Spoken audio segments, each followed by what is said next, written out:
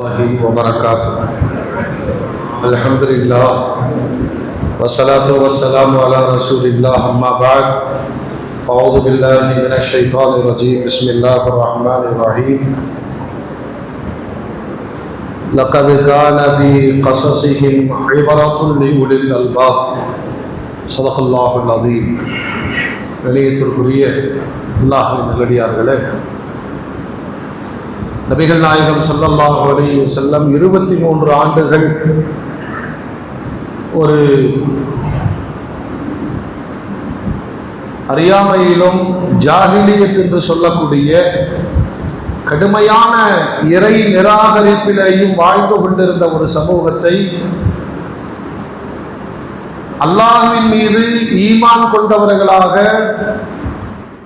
கட்டமைப்பதற்கு மிக பெரும் போராட்டங்களை அல்லாஹ்வுடைய ரசூல் செய்திருக்கிறார்.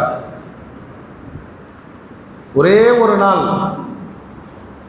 ஒரு சக முஸ்லிமை நாம் தொழுகைக்கு அழைத்து வந்திருந்தாலே நம்மளுடைய போராட்டம் பெருசா இருக்கும். நிறைய இளைஞர்கள் சில தவறுகளை மார்க்கம் என்று நினைத்து செய்து கொண்டிருக்கிறாங்க. இன்னைக்கு ஓதப்பட்ட வசனத்தில் அல்லாஹ் சொல்றான், திருமணத்திற்கான நிபந்தனை ஆணும் பெண்ணும் முஸ்லீமாக இருக்கும். ஆணும் பெண்ணும் சொல்லுங்க, ஒருபோதும் இணை வைக்கக்கூடிய ஆண் திருமணத்திற்கு பொருத்தமானவனா ஆக மாட்டான். இணை வைக்கக்கூடிய பெண்ணு சொல்லுங்க.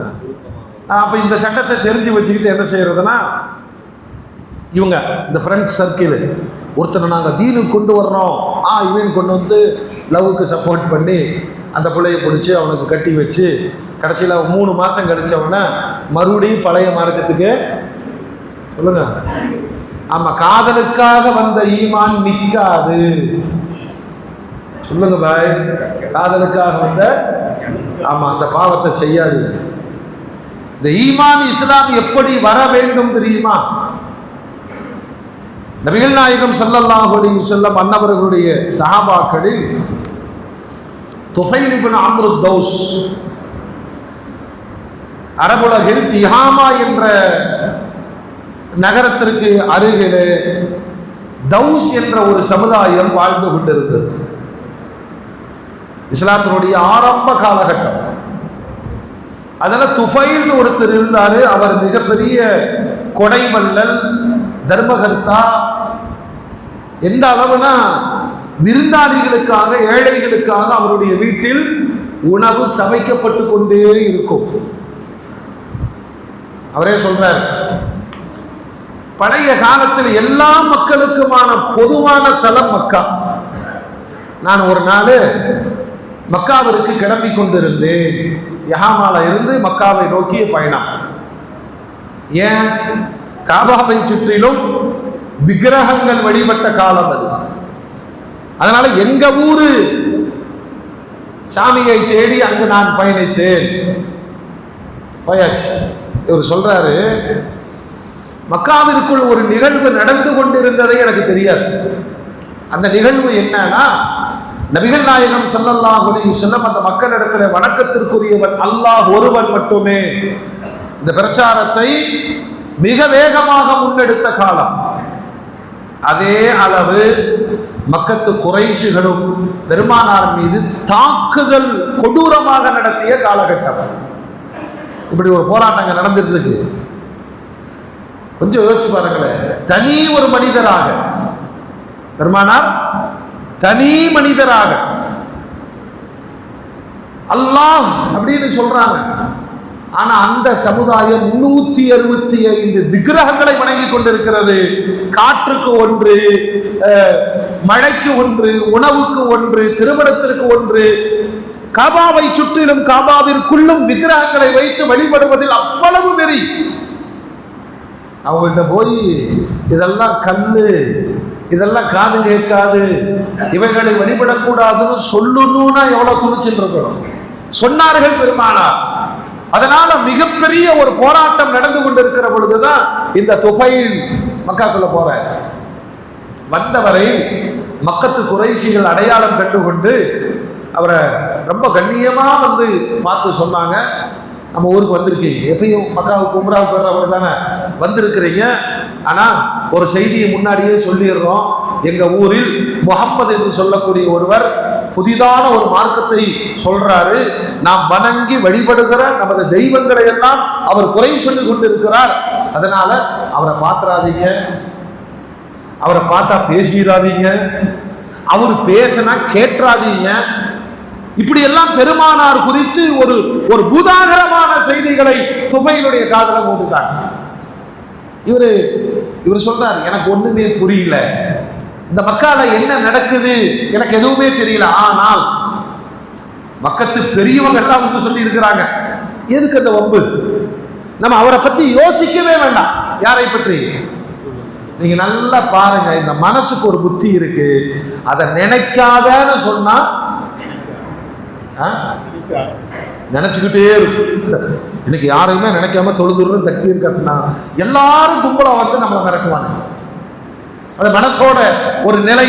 அவர் சொல்றாரு, யாரை நினைக்க கூடாதுன்னு நினைச்சிட்டு நான் கபாவிற்குள் போனேனோ, போகும்போது ஒரு வேலை செஞ்சுட்டு போனேன். இப்படி சொல்லிட்டாங்கல்ல, அதனால பஞ்சை எடுத்து காதுக்குள் வைத்து கொண்டு அவரை பார்த்திடக்கூடாது, பார்த்தாலும் பேசக்கூடாது, பேசினாலும் நம்ம காதுல விழுந்துடக்கூடாது அப்படின்னு காது நிறைய பஞ்சை வைத்து கொண்டு காபாவிற்குள் போறாங்க.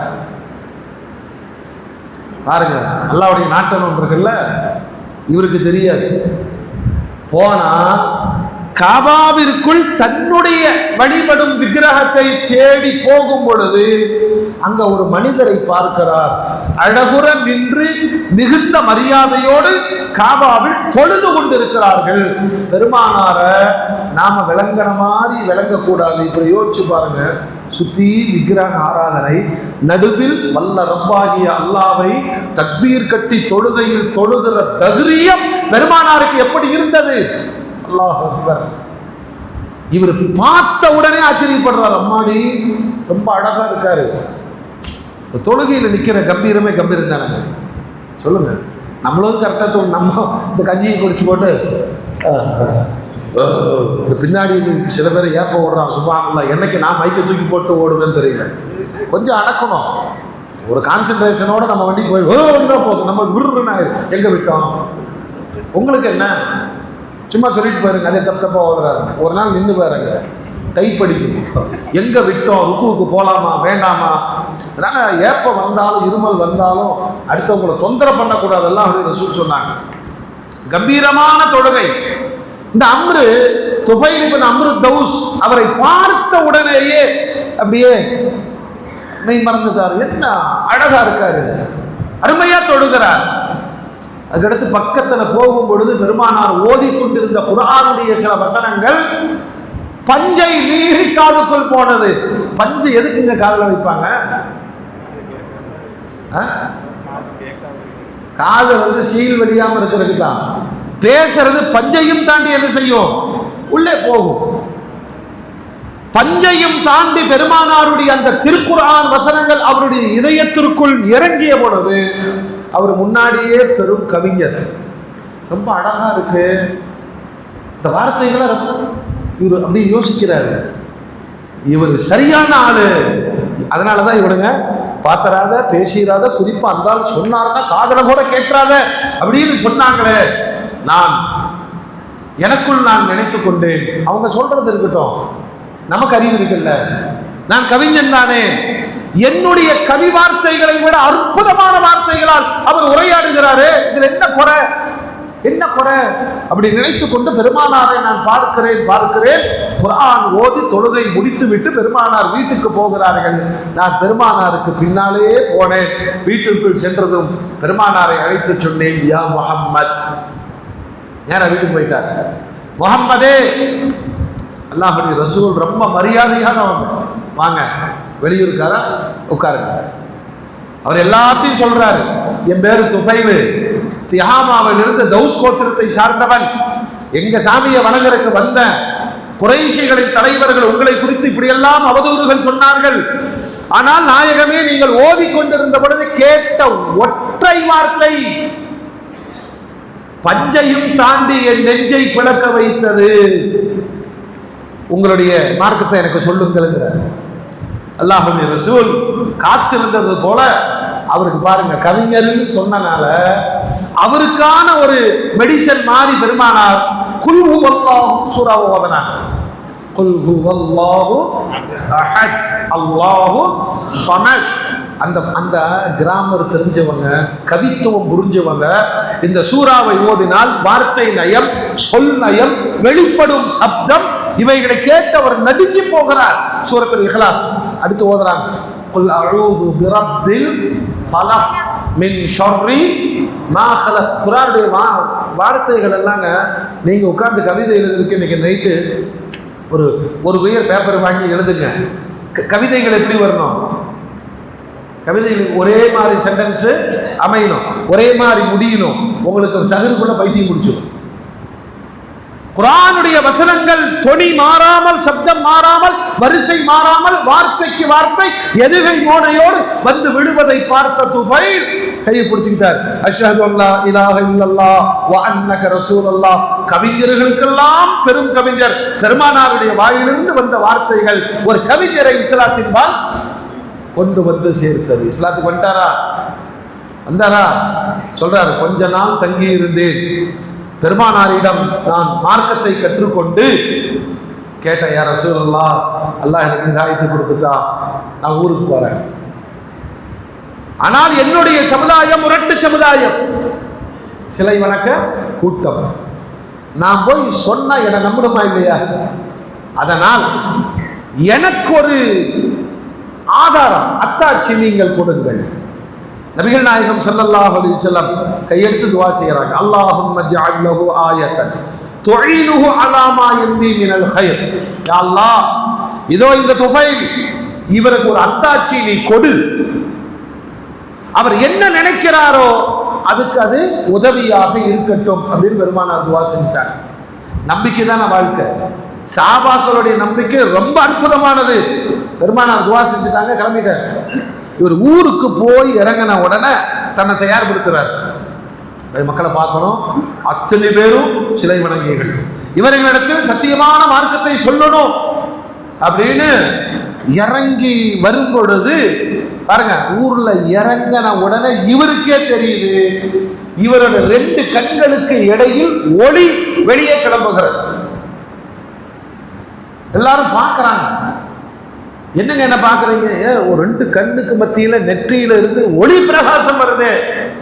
இவருடனே அல்லாஹ் துஆ செய்றார், யா அல்லாஹ், அது ஒரு மாதிரியா இருக்கு, டார்ச் லைட் எங்க இருக்கு? நெற்றியில எனக்கு ஒரு மாதிரியா இருக்கு, வேற இடத்துல நீ மாற்றி விடு, ஏன்னா எங்க ஊருக்காரங்க எல்லாம் சேர்ந்து உனக்கு நோய் வந்துருச்சுன்னு சொல்லிடுவாங்க, மாற்றி விடு அப்படின்னு இவர் துஆ செய்கிறார். இவர் துஆ செஞ்ச உடனே கையில் வைத்திருந்த சாட்டையின் விளிம்பில் இவரே சொல்றாரு, அந்த குச்சியில விளக்க மாட்டிட்டு தூக்கிட்டு போனா இப்படி இருக்கும், அந்த மாதிரி நான் சாட்டையை தூக்கினால் அதனுடைய ஓரத்திலிருந்து பிரகாசம் அடிக்கும். இதை என் சமூகம் பார்த்தது. நான் முதல்ல சந்திச்சது எங்க அத்தா. சொன்னேன், நான் வேற ஆளு, நீங்க வேற ஆளு. இன்னும் மகனே இப்படி பேசுற? ஆமா, நான் ஒரு ரப்பை ஈமான் கொண்டு இருக்கிறேன், நீங்க இன்னும் இந்த காது கேட்காத சிலைகளைத்தானே வணங்கி கொண்டு இருக்கிறீர்கள் அப்படின்னவன உடனே கடகடன்னு சொல்றாரு, மார்க்கத்தை சொல்லுகிறார். தந்தை, மகனே உன்னுடைய மார்க்கத்தை நான் ஏற்றுக்கொண்டேன். சின்ன தாவா.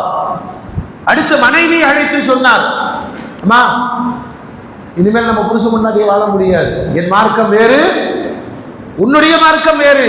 உடனே அந்த அம்மா கேட்குது, நம்ம சாமி ஒன்று இருக்கு, அதாவது திஹாமா நாட்டு மக்களுடைய தௌச சமுதாயத்தினுடைய தனிச்சாமி, ஒரு சாமிக்கு பேர் இருக்குமா இல்லையா? ரிஷிரா. அம்மா கேட்குது, அந்த சாமி அடிச்சு போச்சுன்னா என்ன பண்றது? அவ்வளோ நம்பிக்கை. இவர் சொல்றாரு, அதுக்கு ரொம்ப காலமா காது கேட்காது, இப்பவும் காது கேட்காது, தயவு செய்து நீ இஸ்லாத்தை ஏற்றுக்கொள், போய் குடித்து விட்டு வந்து களிமா சொன்னால் மட்டுமே கணவன் மனைவியாக வாழ முடியும். அந்த மாதிரி இஸ்லாத்தை ஏற்றுக்குச்சு. அதுக்கு அடுத்து சமூகத்திற்கு வருகிறார். சமூகத்தில் வந்து வணக்கத்திற்குரியவன் அல்லாஹ் ஒருவன் அப்படின்னு சொல்லும் போது அந்த சமுதாயம் அதற்கு துஃபைல் ரலியல்லாஹு அன்ஹு அவர்களை ஆச்சரியமா பார்க்குது, வினோதமா பார்க்குது. யாருமே அவருக்கு பதில் சொல்லல. இது கூட உறவுகளால் சீக்கிரமா வந்துட்டாங்க. அந்த மொத்த கூட்டத்தில் இருந்து ஒரு அறிவுலக மேதைக்கு அல்லாஹ் அடையாளப்படுத்தினான். ஒரே ஒருத்தர் எந்திரிச்சு வந்து அஷ்ஹது அல்லா இலாஹ இல்லல்லாஹ்னு அதில் துபைல் கையை பிடிச்சி இஸ்லாத்தை ஏற்றுக்கொண்டார். அவர்தான் ஹஜ்ரத் அபூ ஹுரைரா. தௌஸ் சமுதாயத்தை சார்ந்தவர். நீங்க பாருங்க, ஊரே ஏத்துக்கல, அபூ ஹுரைரா ஏத்துக்கிட்டாரு. அபூ ஹுரைரா போதுமா? போதும். ஏன்? பெருமானாருடைய நபிமொழிகளை மனனம் செய்து வைத்து உலகத்திற்கு தந்த மிக பெரும் அறிவிப்பாளர் யாரு? ஆமா, அல்லாஹ் துஃபைலுடைய கையில அவருக்கான ஈமானை தந்தான். கொஞ்ச நாள் இருந்தாங்க. திரும்ப அபூ ஹுரைராவை அழைத்து கொண்டு பெருமானாரிடம் மக்காவிற்கு வந்து கேட்டார். சந்திச்ச உடனே பெருமானார் கேட்டாங்க, என்னப்பா ஆச்சு? மார்க்கத்தை பரப்புவதாக சொல்லிக் கொண்டு போனீர்களே, என்ன ஆச்சு? அவர் சொல்றார், யா ரசூலுல்லாஹ், கடினமான இதயங்கள், குஃபுரும் ஷிர்க்கும் மண்டி கிடக்கிறது, வாய்ப்பு இல்லை. ஒருத்தர் நான் கூட்டிட்டு வந்திருக்கேன். யாரு? அல்லாஹ்வுடைய ரசூல். உடனே அப்படியா? அப்படி ஒண்ணு நடக்கலையா?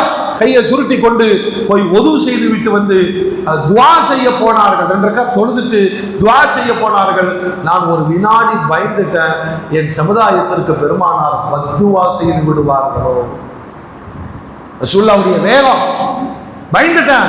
ஆனா அல்லாஹ்வுடைய ரசூல் ஒது செஞ்சு 2 ரக்காத் தொழுது கையை தூக்கி அல்லாஹும்ம ஹதி தௌஸா, யா அல்லாஹ் துஃபைலுடைய சமுதாயம் தௌஸுக்கு ஹிதாயத்தை கொடுன்னு துவா செஞ்சுட்டாங்க. நபியினுடைய வாயிலிருந்து எப்பயுமே சாபத்திற்குரிய வார்த்தைகள் வராது. பாருங்க, இவ்வளவு போராட்டங்களுக்கு பிறகு துவா செஞ்சுட்டு நீங்க போங்கன்றாங்க. நீங்க போங்க, நடக்கிறது நடக்கும். இவர் போறார். 2வது முறை போகிற பொழுது பெருமானாருடைய துஆவை நினைத்துக் கொண்டு போகிறார். சுபஹானல்லாஹ், 80 குடும்பங்கள் இஸ்லாத்தை தழுவிக்கொண்டது. காலங்கள் ஓடுது. பெருமானார் மக்காவை விட்டு மதீனாவுக்கு ஹிஜ்ரத் போயிட்டாங்க. பத்ரு போர், உஹது போர், கந்தக் போர் இதெல்லாம் முடிஞ்சு யூதர்களுக்கு எதிரான ஹைபர் போர் நடக்கும் பொழுது இவர் சொல்றாரு, அந்த 80 குடும்பங்களை அழைத்து கொண்டு நான் மதீனாவுக்கு போனேன். என்னை பார்த்தவுடன் அல்லாஹ்வுடைய ரசூல் சந்தோஷப்பட்டு, பெருமானாருடைய பெருந்தன்மை பாருங்க, போரில் கிடைத்த கொள்ளை பொருட்களை பங்கு வைத்துக் கொண்டிருக்கிறார்கள்.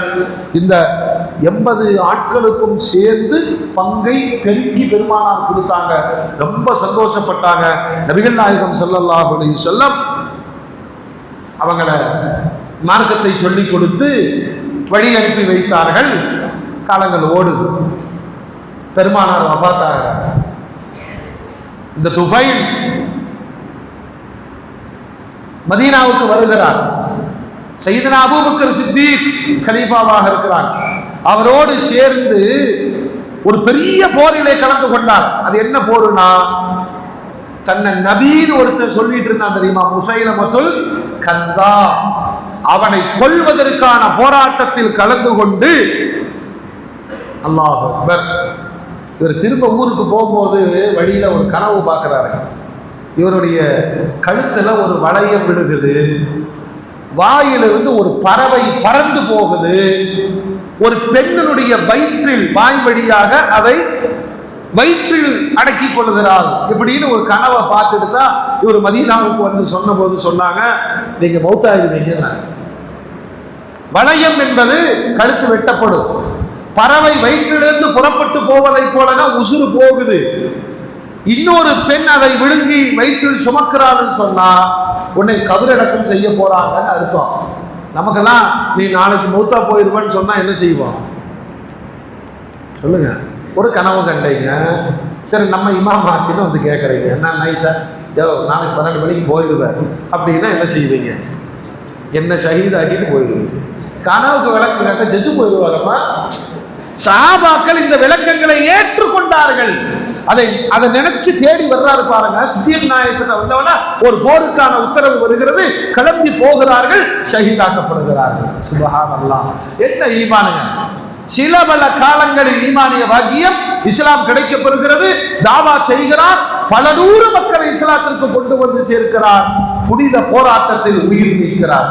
அதுக்குள்ள இவருடைய மகன் அம்ரு, அவரும் இஸ்லாத்தை ஏற்றுக்கொண்டார். ஒரு அற்புதமான வரலாறு.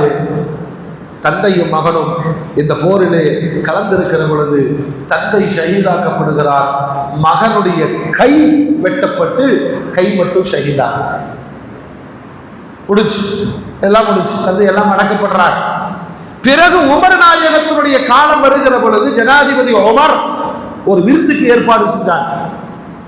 எல்லாம் வாங்க வாங்க சாப்பிடலாம் அப்படின்னு விருந்தாளிகளை அழைக்கிற பொழுது இந்த துஃபைல் ரலியல்லாஹுவுடைய மகன் அம்ரு ஒதுங்கி நின்றார். ஏன் சொல்லுங்க? கை இல்லை. கை இல்லாத ஒருத்தர் எப்படி சாப்பாட்டுல போய் கலந்துக்க முடியும்? அந்த அரக்கை இல்லைன்னா அந்த கை விகாரமா இருக்குமா இல்லையா? இவரை உமர் நாயகம் கவனிக்கிறார்கள். வரலாறு தெரிஞ்சவர்கள் அதை பாராட்டுவாங்களா இல்லையா? கவனித்து யார் வாங்க இங்க வாங்க, ஏன் ஒதுங்குறீங்க? சாப்பிட முடியாதுன்னு தானே, கை இல்லைன்னு தானே நீங்க ஒதுங்குறீங்க? ஆமாம் அமீருல் முஃமினீன், அந்த அரை கையை வச்சு சாப்பாட்டை குலைக்காத வரையிலும் நான் சாப்பிட மாட்டேங்கிறேன். என்ன சஹாபாக்களுடைய ஈமான்!